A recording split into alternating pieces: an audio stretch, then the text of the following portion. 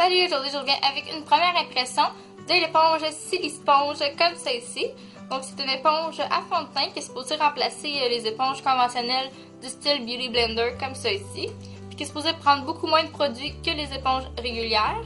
Donc moi j'ai pas acheté la vraie version sur le site parce que la vraie version est autour de 10$. Puis je suis pas mal sûre que je vais pas aimer vraiment cet applicateur là.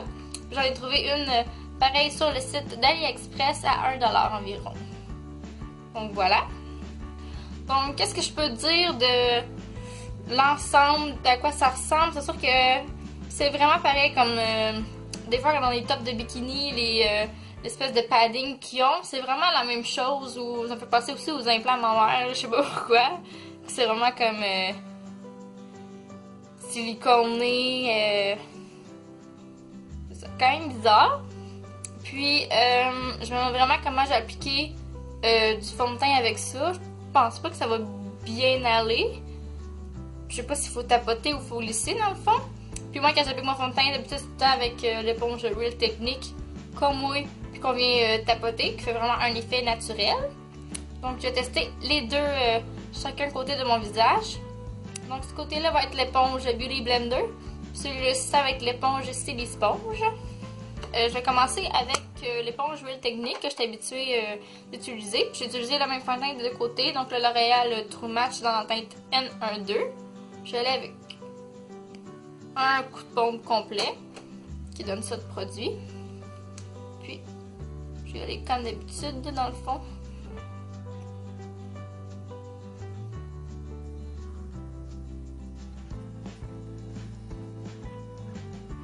Donc voilà, ça ressemble le côté de l'éponge Real Technique. Donc assez naturel comparé aux deux côtés, donc côté fond de teint, côté pas fond de teint. Puis ça c'est un fond de teint lumineux, fait que c'est quand même le teint glowy. Puis c'est facile d'aller dans les petites craques vu que l'éponge est quand même mince. Puis on a même aussi le petit côté un petit peu plus précis pour aller un petit peu partout. Puis avec l'éponge aussi, les sponges, elle a quand même une petite curve un petit peu. Je sais pas c'est quel côté que vous utilisez, c'est vraiment un bord. Je pense qu'il faut prendre le côté bombé vers le haut sur le teint. C'est ça que je vais faire. Je vais y aller encore avec un coup de pompe complet qui donne ça de produit.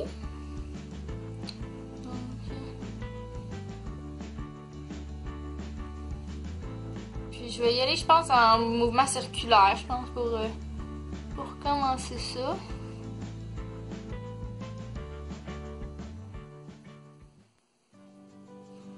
Je trouve vraiment que quand il y a beaucoup de produits, comme mettons ici, ça va vraiment bien glisser, mais comme rendu ici, on dirait que ça tire, genre, ça adhère comme trop, fait que c'est comme pas agréable.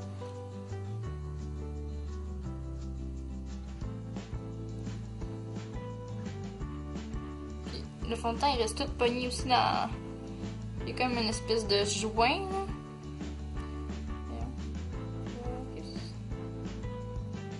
Comme une espèce de joint, puis tout le fond de teint reste pogné dedans, fait que c'est pas très cool. Puis je pense vraiment que c'est vrai qu'ils disent que ça prend moins de produits, parce que là j'ai du fond de teint pas mal partout comme j'en mettrais ce bord là, mais j'en ai vraiment trop. Mais vraiment, je pense qu'on est capable de voir que j'en ai comme pas capable d'essayer de blender ça, ça fait comme plus là, ça il y a comme il y a comme rien à faire avec ça. C'est sûr que j'en ai vraiment épais, j'ai essayé d'absorber le surplus avec un mouchoir là, parce que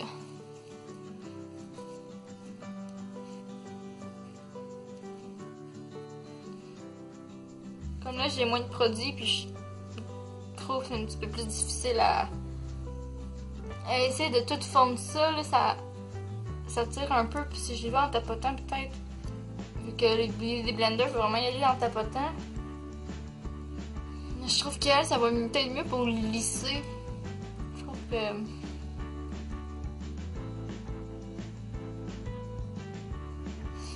Finalement, pour conclure, qu'est-ce que j'en pense de la Silly Sponge? C'est vrai qu'ils disent que ça prend vraiment moins de produits que Beauty Blender. Mais, est-ce que j'ai remplacé le Beauty Blender pour ça? Non, jamais, je penserais bien.